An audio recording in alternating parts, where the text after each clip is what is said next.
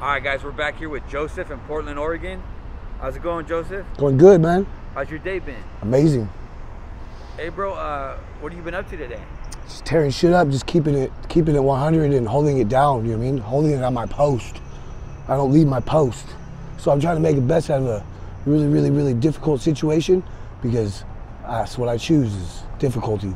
What's your current situation, bro? I'm just trying to be here for all my friends and family that are struggling on these streets, and so the best way to do that is to literally do it, and that's what I'm doing. I'm on the streets. I'm out here day and night, you know what I'm saying? Just making my rounds and checking on my people and trying to be there for them however I can, whenever I'm able to. Motherfuckers are really, people, excuse my language, people are very proud, people are very hurt, and people are very, you know, they're very controlled by fear and negative energy. So I'm just trying to be a light, you know what I mean, in this dark, dark world. So that's what it is, man. That's good, bro. How old are you, Joseph? I'm 36, man. Are you from Portland? I'm from Newport, Oregon. Newport? Born and raised. How long have you been out in the streets? Since 2019, bro. What happened? I chose to come back out here and fucking finish what I started in 2013. Yeah? So what happened in 13? You were homeless and then you weren't homeless? What happened? What happened was, since you ask, you know what I mean?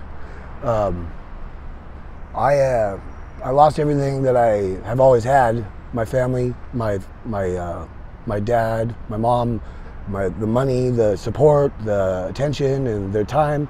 They cut me off. All my loved ones cut me off, and they were done. And I was alone for the first time in my life, and I'd been in a 10-year toxic relationship with the mother of my two boys, and all of a sudden all that was gone, and I was just alone and had no one to turn to, and I was on the streets for the first time in my life, and I didn't expect there to be nothing for me. I expected something, and I was shocked. I was hurt, and I was fucking pissed. Excuse my language, but I flipped out, and I'm gonna be real, I was like, best way to describe it is I was on a crime spree for about 2 or 3 years straight, the whole time, looking for trouble, looking to take my problems out on somebody, anybody. And so that's How old are your two boys, bro? My boys are 17 and 16. Do you get to see them? Yes. That's good, bro. Yeah, they live in Lane County, so I just went there to see them for Christmas and stuff, and I made an effort. I didn't get to see them because they didn't want to see me, but I know that they were just doing the right thing, honestly, because I probably wasn't in my right mind after being stuck in Eugene for a week trying to get to Springfield just to see my kids with everything against me. I made it over there, but obviously I was whacked out from running for my life the whole time, and so at least I made an effort, and they know that. What struggles do you go through being out here in the streets, bro? Struggles? Yeah. I wouldn't call them struggles. I'd call them obstacles, and okay. It's just a very, very it's a very, very technical game full of difficulties, and everything is backwards and upside down.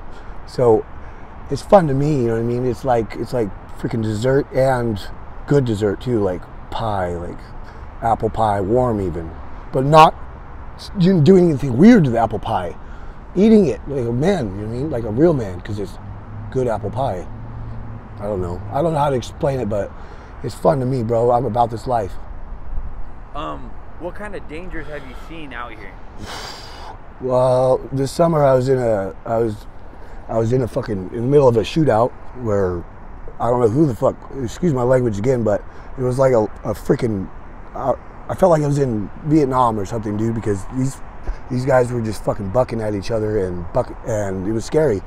I didn't know I was gonna get hit with a stray bullet, so I jumped in the back of a pickup truck just to avoid getting hit by a stray, and it was scary, bro. Mm-hmm. Very scary. Do you do any drugs out here in the streets? I was doing meth for a while, but I cut myself off, and I smoke marijuana now, and that's all. Have you ever done the blues? I've done it. And I can tell you one thing, since you asked, I was suicidal. As soon as I smoked that thing, I was suicidal, man. Really? I was straight suicidal, dude, and you stopped, huh? It was a clear, like, I could recognize how I was before I smoked that thing and how I was right after I smoked that thing and the whole time afterwards. Yeah. It was really, really powerful. Okay. Wow. So yeah, I don't support that stuff. That's crazy. That's what it did to me, man. It was real too. So, have you ever overdosed before from anything? Negative. That's good, bro. Yeah. Have you ever had to save anybody from an overdose?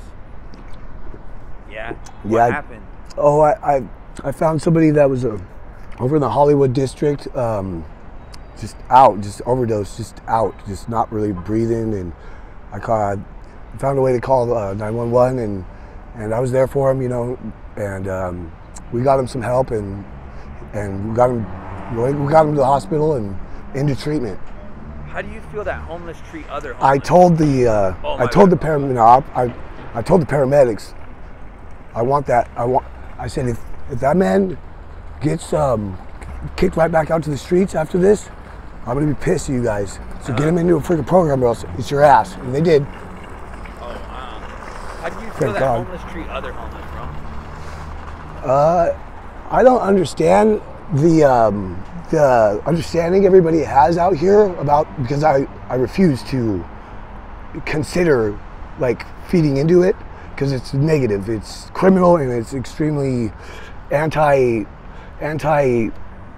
positive. It's very, very, very, it's very bad, the communication and how they do it. And so I find myself alone a lot of the times, and I'm battling with that, you know what I mean, a lot of the times when I am. But I see the light at the end of the tunnel, and I have solutions, and that's all that matters to me, is being a part of the solution. That's it. That's all I care about. That's good, bro. That's good. That's it. Do you like being alone or with groups of people out here?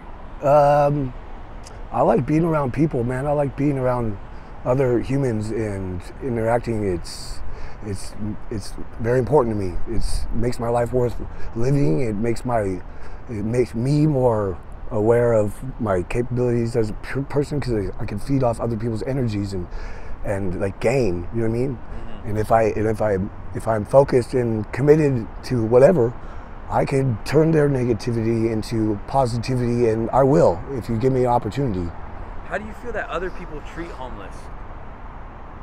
Oh man, I feel like there's an extremely large misunderstanding about everything. So a lot of things need to be reinvented, recreated from scratch, and literally, like, you know what I mean, like trial and error type thing, because everything that's going on is false, it's wrong, and it needs to be righted, and that's what's happening now.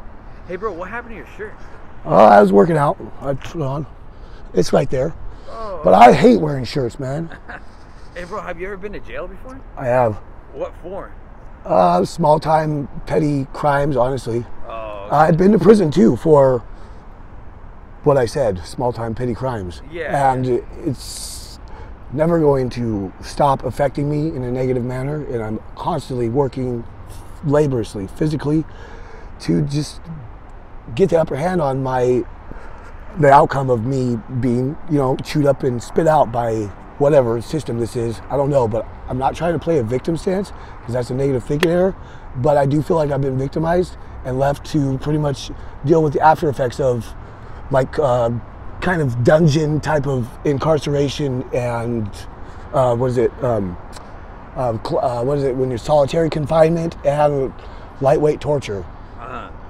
So I'm institutionalized for life, and I got to deal with that. You know what I mean? I got to live with that. But being thrown in prison when I had a damn good fucking job on a really good crabbing boat in 2011, and had my family life, and I had a place with my kids and my family, my girl, and all that, and I get thrown in jail and prison for having a little bit of mushrooms, and now they're legal and they're selling them at stores and stuff, and I'm just left to kind of deal with the baggage that I have for being a good dude and going to jail for not really doing anything wrong in my mind. And now that it's lightened up, I'm just kind of left to be.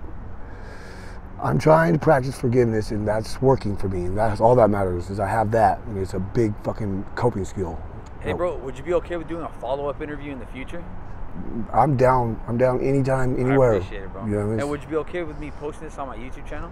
Man, I'm okay with whatever you want to do with this because I trust you. You know what I mean? And I appreciate you're my it, bro. big homie. Like, I look up to you, man. I appreciate it, bro. That's what it and, is. And would you be okay? What message do you have for? What message do you have for your kids, bro? It's warm outside. It's warm outside. It feels good. Yeah. What message do you have for your kids? Nice and toasty. Feels good. I love it. Want some more of it. My kids? Noah and Thomas Chase. What message do you have for your kids if they see this video, bro?